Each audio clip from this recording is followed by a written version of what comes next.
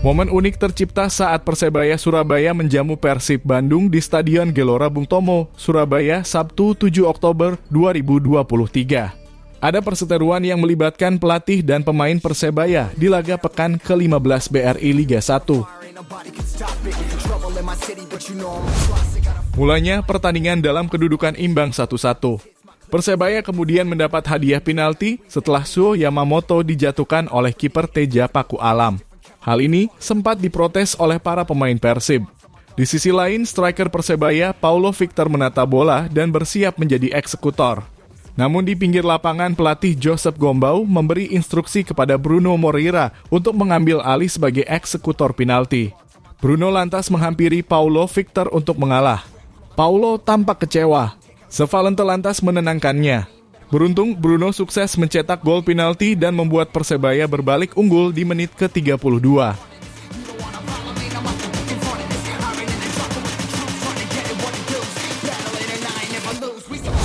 Setelah itu, wasit memutuskan water break dan pemain kedua tim merapat ke pinggir lapangan untuk meminum air. Momen inilah yang jadi perbincangan di media sosial karena memperlihatkan kemarahan pelatih dan pemain Persebaya. Paulo Victor mengambil botol air dan lantas menendangnya. Dia tampaknya masih kesal tak diberi kesempatan mencetak gol penalti. Apalagi Bruno sebenarnya sudah mencetak gol pertama yang lahir di menit ke-10. Sontak saja Joseph Gombau membentak Paulo sambil menunjuknya. Sang pelatih mendamprat strikernya dengan ekspresi kemarahan yang disaksikan para pemain Persebaya di depan bangku cadangan. Joseph Gombau merasa bahwa dirinya adalah sosok yang paling berhak menentukan eksekutor penalti. Namun dia juga merasa wajar Paulo Victor marah ketika tak ditunjuk sebagai eksekutor. Saya memutuskan bahwa Bruno yang harus mengambil eksekusi penalti. Akhirnya terjadi gol. Victor memang meminta mengeksekusi penalti, tapi keputusan ada di tangan saya. Saya pemimpin di tim ini. Ketika saya memutuskan, Victor pasti marah. Ucap Gombau usai laga. Sebelum terjadi eksekusi penalti, sebenarnya sudah terdengar ada teriakan dari tribun. Itu terjadi saat Paulo bersiap jadi algojo penalti. Bonek tampak kurang setuju dengan Paulo. Mereka lantas bertepuk tangan saat Bruno jadi eksekutor penalti atau sepakat dengan keputusan Gombau.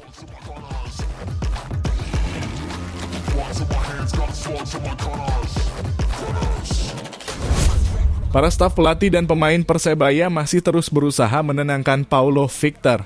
Sayang dia gagal menunjukkan kualitasnya sebagai striker asing Persebaya. Banyak peluang yang terbuang sia-sia.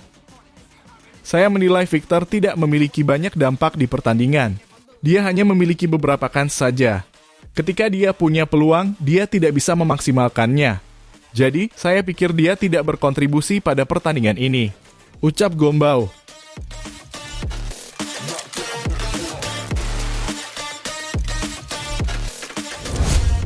Di sisi lain, Paulo Victor baru mencetak sebiji gol dalam 12 pertandingan musim ini. Angka itu tentu sangat minim.